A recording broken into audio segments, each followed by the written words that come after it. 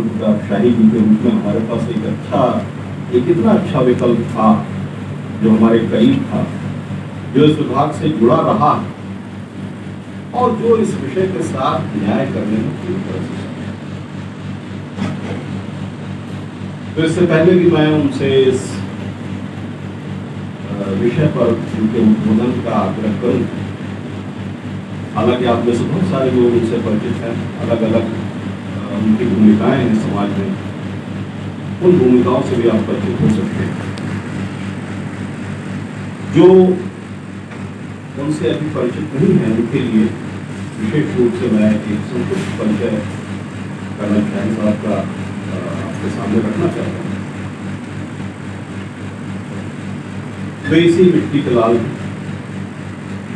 यही गोरखपुर में उनका जन्म हुआ और 1973 में उन्होंने उत्तर प्रदेश सैनिक स्कूल शुरुआती शिक्षा दीक्षा गोरखपुर में की और वो एक ऐसे परिवार से आते हैं जिन्होंने इस पूरे अंचल में शिक्षा और सेवा की एक अलग जगह रखी है। आपने स्वर्गीय एच.पी. शाही साहब का नाम सुना और शायद आप सबकी शिक्षा इन्हीं सिविल लाइंस के उन तमाम शैक्षणिक संस्थानों में ही हुई होगी जो उस परिवार ने संचालित किए हैं और अभी जनवरी 1981 में आपने एनडीए ज्वाइन किया और 1984 में 1984 में आर्टिलरी में कमीशन ऑफिसर हुए। अपने सेवा काल में कर्नल शाही 6 आर्टिलरी यूनिट, ब्रिगेड, सब एरिया, कमांड हेडक्वार्टर्स, इन सारी जगहों पर बहुत सारे विशिष्ट पदों से शुरू किए और इस तरह से आप ये महसूस कर सकते हैं कि उनका अनुभव संसार कितना बड़ा है। भारतीय सेना के अलग अलग आयामों को बहुत करीब से देखने का, उसका हिस्सा बनने का उनको अवसर मिला। 2003 में वो कारगिल यूनिट में कमांडर रहे और अपने सेवा काल में कश्मीर, लद्दाख, सिक्किम, अरुणाचल प्रदेश, नागालैंड, मिजोरम और जो सबसे कठिन क्षेत्र के रूप में हम लोग पढ़ते हैं सियाचिन ग्लेशियर, इन सब जगहों पर उन्होंने अपनी सेवाएं दी हैं। वे एसएसपी इलाहाबाद में जीटीओ के पद पर भी ऑफिसर सिलेक्शन की प्रक्रिया के अंग रहे और अपनी सेवा के बाद के वर्षों में, परवर्ती वर्षों में उन्होंने गोरखपुर में और छत्तीसगढ़ में एनसीसी के ग्रुप कमांडर के रूप में की अपनी सेवा। एक लंबी सुदीर्घ सेवा के बाद उन्होंने जनवरी 2016 में सेवानिवृत्ति ली और जैसा कि हम सभी जानते हैं, कहते हैं कि फौजी कभी थकता नहीं और फौजी कभी रिटायर होता नहीं। तो उसके बाद भी कर्नल साहब ने लगातार विभिन्न भूमिकाओं में एक शिक्षाविद के रूप में, एक समाज सेवी के रूप में अपनी ये पारी उन्होंने बहुत अच्छे तरीके से जारी रखी। ये भी हम लोगों के लिए गर्व का विषय है कि वो इस विभाग के विद्यार्थी हैं। वर्ष 2012 में उन्होंने PG diploma in disaster and security management का कोर्स यहाँ से किया और कर्नल शाही उन विभाग के उन विद्यार्थियों पर हैं जिन पर हम लोग हमेशा गर्व कर सकते हैं और गर्व से जिसका नाम। तो भारतीय सेना की विभिन्न भूमिकाओं में उनके योगदान, सेना को नजदीक से देखने का जो उनका अनुभव है, इन सब चीजों को ध्यान में रखते हुए department of defence and studies के इस आयोजन मैं समझता हूँ कि उनसे उपयुक्त वक्ता हमारे लिए और कोई संभव ही नहीं हो सकता था। मैं विभाग की तरफ से इस बात के लिए उनके प्रति कृतज्ञता ज्ञापित करता हूँ कि उन्होंने हम लोगों का अनुभव सेकंडों में, मिनटों में कहना गलत होगा, सेकंडों में स्वीकार किया और हम लोगों को ऑर्गेनाइज किया। आज हम लोगों के बीच में यहाँ उपस्थित है। मैं एक बार फिर से विभाग की तरफ से उनका स्वागत करता हूँ।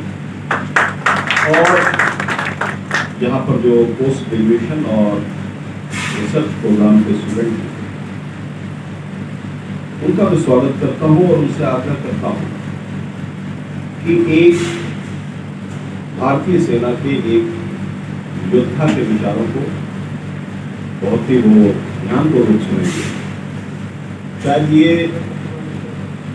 आजादी के अमृत काल में अनुभव के अमृत से निकला एक बहुत ही विशेष व्याख्यान होगा, ऐसी मुझे उम्मीद है। मैं कोई और समय बिताए बगैर एक बार फिर से उनका स्वागत करते हुए मंच हैंडओवर करता हूँ।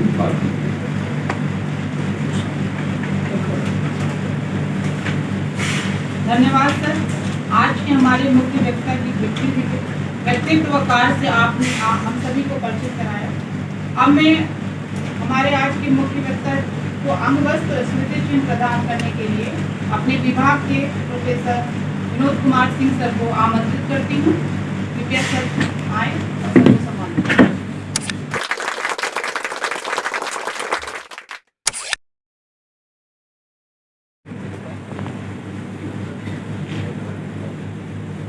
आदरणीय प्रोफेसर हर्ष कुमार सिन्हा जी, उपस्थित प्रोफेसर्स, मीडिया कर्मी और प्यारे विद्यार्थी, ये मेरे लिए हर्ष और उत्साह की बात है कि मुझे प्रोफेसर साहब ने एक मौका दिया कि मैं आपसे रूबरू हो सकूं। जो अगर किसी के लिए समय या कहीं भी कोई समय की कोई कमी नहीं है, सबसे बड़ी चीज़ होनी चाहिए कि आत्मीयता। और जैसे सर ने मुझे बताया, आप लोगों को बताया कि 2012 में मैं यहाँ एक स्टूडेंट था, रक्षा विभाग का एक डिप्लोमा कोर्स था डिजास्टर मैनेजमेंट में, 1 साल का कोर्स किया और तकरीबन सभी प्रोफेसर्स उस समय थे, इसलिए मेरे लिए ना करने की कोई गुंजाइश नहीं। ये उनका आदेश था, मुझे आना। मैं डॉक्टर यादव को भी कॉन्ग्रेचुलेट करना चाहूँगा कि उन्होंने बहुत ही अच्छी तरीके से आज़ादी का अमृत महोत्सव के बारे में आपको बताया। क्योंकि मैं एक स्कूल से जुड़ा हुआ हूँ, वहाँ टीचर से, वहाँ लोगों से मैं पूछता रहता हूँ क्या है आज़ादी का अमृत महोत्सव, क्या चीज़ होती है। और मुझे ताजुब है कि 90% लोगों को नहीं मालूम है कि क्या चीज़ है और एक अफसोस। तो आपके प्रोफेसर यादव ने बहुत ही अच्छी तरीके से उसको कवर किया कि इसको दांडी मार्च से को रिलेट किया गया है और ये अगले 1 साल और चलेगा। इसका समापन 15 अगस्त 2023 होगा। ये जानने की चीज़ है। और मैं राष्ट्रक्ष पे आता हूँ। मुझे एक टॉपिक दिया गया संविधान के 75 वर्ष और भारतीय सैन्य सामर्थ्य। सबसे पहले शायद ये एक ऐसा टॉपिक है कि इसको हम लोग पूरे दिन भी डिस्कस करें तब भी ये कम पड़ेगा। सर ने मुझे केवल 40 मिनट तक तो समय है, तो 30-40 मिनट में मेरे लिए मैं आपको मोटी मोटी चीज़ें बताऊंगा।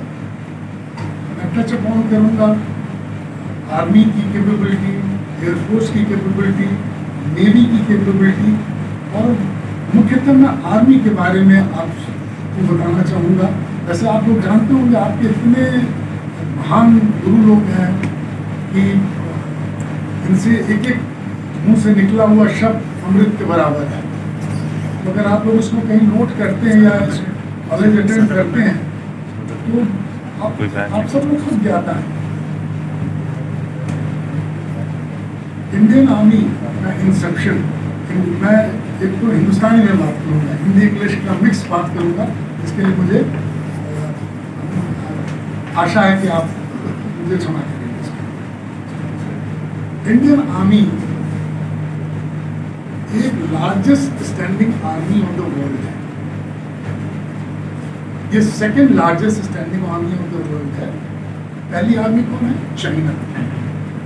इन टर्म्स ऑफ स्ट्रेंथ, मतलब नफरी कि उसमें चाइना की नफरी इंडियन आर्मी से ज़्यादा है। लेकिन मैं आपको अपने 32-33 साल के तजुर्बे से बता सकता हूँ कि इंडियन आर्मी स्टील है, इंडियन आर्मी स्टील है। एक कोई अतिशयोक्ति नहीं है कि इंडियन आर्मी के सोल्जर्स वर्ल्ड के बेस्ट सोल्जर्स हैं। आप लोगों ने 2000 अभी लास्ट जो हम लोगों का एनकाउंटर चाइनीज के साथ गलवान में 2020 में हुआ, आप लोग ताज्जुब कल्पना नहीं कर सकते हैं कि कैसी जगह है। मैं तो केवल बस 2-3 दिनों के लिए रेकी के लिए उस एरिया में गया था 2003-04 में। आप कल्पना नहीं कर सकते। और उस जगह किसी के दांत खट्टे कर देना ये केवल इंडियन आर्मी का बूता है और कोई नहीं कर सकता। आप पेपर पे पेपर टाइगर हो सकते हैं, कमांड पोस्ट में कंप्यूटराइज रूम में जहां एसी कमरे में बैठ के कर सकते हैं, लेकिन -50 डिग्री टेम्परेचर में हाथ में डंडा लेके लड़ाई करने, दिवस से लड़ाई करने के मादा केवल इंडियन आर्मी में है। तो ये पहले दोस्तों, ये बच्चों, आप लोग इस चीज़ को अपने जहन में बैठा लो कि हम लोग एक ऐसी आर्मी के अंदर हैं जहां हमारा देश एकदम सुरक्षित है। हमारे सामने परेशानियां हैं, लेकिन जो मोरल है, जो ग्रिट है, जो गट्स है, उसमें कोई कॉम्प्रोमाइज नहीं है। इंडियन आर्मी जो आर्म फोर्सेस है उसका इंडियन आर्मी एक हिस्सा है, उसके बाकी हिस्से इंडियन नेवी और इंडियन एयरफोर्स है। इंडियन आर्मी सबसे बड़ी है क्योंकि नफरी वाइज इसमें तकरीबन 11.4 मिलियन एक्टिव ट्रूप्स है, तकरीबन 11.55 रिजर्व्स हैं और 20 लाख पैरामिलिट्री फोर्सेस हैं। तो स्टैंडिंग आर्मी के तौर पे इंडियन आर्मी से एक बहुत ही मजबूत और नफरी वाली आर्मी है। आप लोग सुनते होंगे अभी रशिया और यूक्रेन में लड़ाई चल रही है। सबसे बड़ी समस्या क्या आ रही है रशिया के सामने, कोई बता सकता है? सर अर्बन वॉरफेयर है सर। अर्बन वॉरफेयर सब जो प्रोफेशनल आर्मी सब अर्बन वॉरफेयर जानते हैं। उनके सामने जी escort soldier is one, sir, is absolutely correct. Anything else? You see, the basic thing is their army is not young. They don't have adequate reserves. उनकी रिलायंस केवल machinery पे थी, weapon पे थी, but most important thing is man behind machine. मेरे पास कलम तो है, लेकिन कलम के पीछे कौन है, वो इम्पोर्टेंट चीज है। गन तो है, गन के पीछे चलाने वाला कौन है, तो वो चीज की रिलायंस हेवली रिलाई वो करते हैं अपने इंस्ट्रूमेंट्स और वेपन पे, लेकिन जो उनके बंदे हैं वो उतने वेल ट्रेन नहीं थे और उनका जो रैकेट जो था उनके पास रिजर्व्स की कमी पड़ रही है, उनको रिसाइकिल करना पड़ रहा है। शायद आपके प्रोफेसर्स बताते होंगे कि रिजर्व का क्या मतलब होता है। रिजर्व का पैसा, मान लो मेरे पास 10 रुपए हैं, कोई चीज़ मैं लेने जाता हूँ, अगर मेरे पास कम पड़ जाते हैं तो उस 10 रुपये में खर्च कर सकता हूँ, वो मेरा रिजर्व है। तो इंडिया जब आर्मी लड़ाई करती है तो रिजर्व्स जिसके पास हैं वो सबसे स्ट्रॉन्ग है, क्योंकि उस रिजर्व्स को मैन्यूअर करके आप दुश्मन को तबाह कर सकते हैं। एक कॉमन सेइंग है आर्मी में, फेलियर्स आर नेवर रीइंफोर्स्ड। हम लोगों को जिंदगी में भी उस चीज़ को उतारना चाहिए कि जहाँ फेल हो रहा है उसको छोड़ दो, नया रास्ता अपना दो। एक ही रास्ता मत रखो, ऑप्शंस मत रखो। शायद मैं टॉपिक से थोड़ा डाइग्रेस हो रहा हूँ, लेकिन आपको ये बताना चाह रहा हूँ कि बेसिक प्रॉब्लम ये थी, रिजर्व्स नहीं है, उसी ट्रुप्स को रिसाइकिल करना पड़ रहा है, इसलिए मुश्किल आई। इंडियन आर्मी जैसे मैंने बताया 3 भाग हुए, आर्मी, नेवी, एयरफोर्स। आर्मी की नौकरी सबसे ज़्यादा है, एयरफोर्स में तकरीबन 1.3 1,30,000 है, और नेवी में 67,000 प्लस लोग हैं। तो ये हमारे इंडियन आर्म फोर्सेस की कंपोनेंट है जो कि हम एमओडी के नीचे काम करते हैं। मैं थोड़ा सा आपको बताना चाहूँगा कि हमारा इंडियन आर्मी ब्रिटिशर्स टाइम में 1776 में ईस्ट इंडिया कंपनी ने कैलकाटा में एक आर्मी टाइप का एक नाम दिया गया और 1895 में फिर 3 प्रोविंसेस की आर्मी, बेंगलोर, मद्रास और मुंबई, बॉम्बे, इन प्रोविंसेस की आर्मी को मर्ज करके एक इंडियन आर्मी का नाम दिया गया। ये हिस्ट्री आप जानेंगे, ये कभी कोई पूछता है। और जो पुराने टाइम में ये जो भी इसको वो करते थे उनको बोला जाता था कमांडर इन चीफ, जैसे chief of army staff, chief of naval staff, chief of air staff, तो उस समय commander in chief British time में बोला जाता था। और हमारे जनरल जो later on field marshal M Cariappa साहब, जिनकी डेथ हो चुकी है, वो पहले हमारे चीफ थे जिन्होंने जनरल रॉय से ये चीज़ इंडियन आर्मी को टेक किया। ये मैं थोड़ा सा आप लोगों को वीक को दे रहा हूँ, जैसे आप लोग जाने रहो। ये 1940, इनका नाम था जनरल फ्रांसिस रॉय बुचर, 1949। उसके बाद जब हम इंडिपेंडेंस हम लोगों को मिली तो मिनिस्ट्री ऑफ डिफेंस मिली, कैबिनेट मिनिस्टर बने, हमारी आर्मी तीनों विंगों को एक के अंदर किया गया और कैबिनेट मिनिस्टर ही उन्हीं के डायरेक्शन पे काम होते रहते थे। जो फंक्शनल चीफ्स थे वो chief of army staff, chief of naval staff, chief of air force staff. लेकिन आज भी हमारे जो बॉस हैं वो जो काम देखते हैं वो है मिनिस्ट्री ऑफ डिफेंस। जैसे हमारे सुप्रीम कमांडर कौन है? प्रेसिडेंट ऑफ इंडिया, ठीक है। 55 में कमांडर इन चीफ को बदल के चीफ ऑफ आर्मी स्टाफ का नाम दे दिया गया तीनों विंगों को।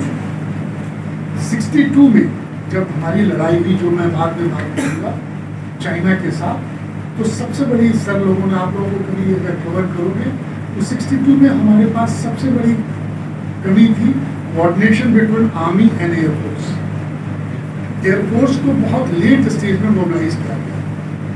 उसमें मिस्टर कॉल थे, जवाहरलाल नेहरू पीएम थे, इन लोगों ने शायद टाइम बहुत लिया बैटल को रीड करने में, क्योंकि 2 जगह लड़ाइयाँ हो रही थी। एक नेफा जहाँ अरुणाचल प्रदेश आज का है, और एक था अक्साई चिन, जहाँ अक्साई चिन में बुरी तरह से हार गए। उन्होंने आज भी कब्जा करके रखा हुआ है। नेपाल में वो आए, बॉम्बीला, तवांग, हर जगह वो आए, अंदर घुस गए थे, लेकिन फिर वो रिट्रीट कर गए नॉर्थ से उनकी आर्मी।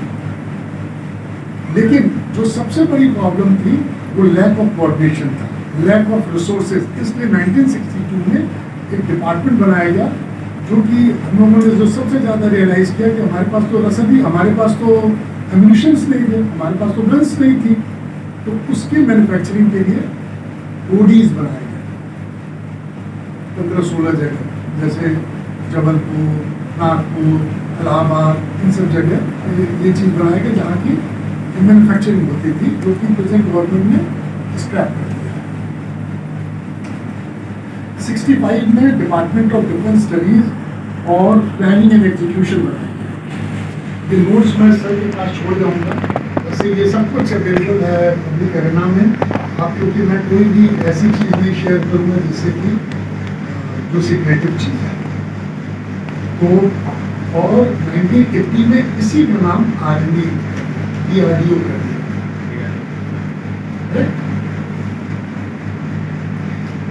अभी हम इंडियन आर्मी की हिस्ट्री पे, जैसे मैंने आप लोगों को बताया ब्रिटिश आर्मी में हम लोगों का क्या था। अभी आप देखो कि 1912 एक आर्मी नाम सुना है, इंडियन मिलिट्री अकेडमी, नाम आप लोग जानते हो? तो इंडियन मिलिट्री अकेडमी की स्थापना, उसको रॉयल इंडियन मिलिट्री अकेडमी बोलते थे 1912 में, क्योंकि पहले आर्मी में केवल ब्लू ब्लड किसको बोला जाता है? जो राजा परिवार के थे, राजा महाराजा लोग थे, या बड़े पढ़े लिखे, केवल उसी एलीट क्लास को ब्रिटिशर्स आर्मी में लेते थे। सभी ये मौका सबको नहीं मिलता, तो उसके लिए उन्होंने रॉयल मिलिट्री अकेडमी देहरादून की स्थापना 1912 में की, और वहाँ पे सब एलीट क्लास के लोग आते थे, उनके बच्चे आते थे, पढ़ते थे, वो वहाँ ट्रेन करते थे। और सेंडर्स जो आज भी यूके का प्रेस्टिजियस ट्रेनिंग सेंटर है, वहाँ जो अच्छे लोग हैं वहाँ भेजा जाता था, जहाँ से वो कमीशन ऑफिसर होकर इंडिया वापस आते थे, क्योंकि 8 यूनिट्स थी, उसमें उनको कमीशन दे दिया जाता था कि भैया आप फलानी यूनिट में जाएंगे और आप लेफ्टिनेंट के पद पे रहेंगे या कैप्टन के पद पे, राइट। इसके बाद वर्ल्ड वॉर शुरू हो गया। आप सब लोगों को मालूम है, first world war, second world war, 2 world Wars हुए ना उसमें। तो फर्स्ट वर्ल्ड वॉर में इंडियन आर्मी, जो कि उस समय ब्रिटिश का पार्ट थी, बढ़ चढ़ के उन्होंने हिस्सा लिया। और आपको जान के ताजुब, वो ऑफिसर्स, जवान, स्टेशंस को ट्रेन करने में क्या क्या नए वॉरफेयर, जैसे आपके प्रोफेसर सिन्हा साहब और उनकी टीम इस तरह से आप लोग को ट्रेन कर रहे हैं, उस तरीके से कैट ए एस्टेब्लिशमेंट्स और कैट बी एस्टेब्लिशमेंट्स में जवानों को, ऑफिसर्स को, जेसीओस को वो ट्रेन करते हैं। एक चीज़ आप ये जान के रखिए कि इट इज आर्मी और defence is a way of life, it's a common saying, it's a way of life, वो जीने का तरीका है। तो वो चीज़ें हम इसमें इंटरप्रेट अपने ऑफिसर, जेसीओ और जवानों में वो चीज़ें करते हैं, चाहे वो आर्मी, चाहे वो नेवी, चाहे एयरफोर्स है। और डिसिप्लिन रीढ़ की हड्डी है, अगर डिसिप्लिन नहीं रही तो आप नहीं कुछ कर सकते। इसलिए ये सब चीज़ें, और नाम, नमक, निशान, हम देश के नाम के लिए, देश के नमक के लिए और अपनी यूनिट और रेजिमेंट के निशान के लिए हम जान भी दे देंगे। ये इथोस है इंडियन आर्मी, नाम, नमक और निशान। ये आप अपने जीवन में भी उतारिए, अपने परिवार के लिए हम कुछ भी करेंगे, पढ़ के हम कुछ भी चीज़ हासिल करेंगे, तो आप कभी भी सेकेंड जॉब पे ले जाएंगे। तो ये हर एक आदमी में ये चीज़ें डाली जाती हैं, जिससे कि उसमें एक जज्बा डेवलप होता है। आप शायद ये नहीं समझ सकते हैं, जो वहाँ रहा हो, जो जिसने क्लोजली इस चीज़ को देखा हो, वो समझ सकता है कि हमारा रिलेशन हमारे जवानों से ऐसा होता है जो हमारे सगे भाई से भी ज़्यादा क्लोज है। आज जिस यूनिट को हमने कमांड किया है, वहाँ अगर कोई शादी होती है तो वो कार्ड भेजते हैं, अरे उस यूनिट को छोड़े हुए 2003 20 साल हो गए, 19 साल हो गए, लेकिन आज भी वो आपको बुलाते हैं कि आइए, मिलिए, बैठिए, मिल के जाइए, शादी में आइए। तो ये एक परिवार हो जाता है, और ये मेरे साथ हर एक के साथ है, वो उनका सेकंड परिवार है, और वो जज्बा लोगों में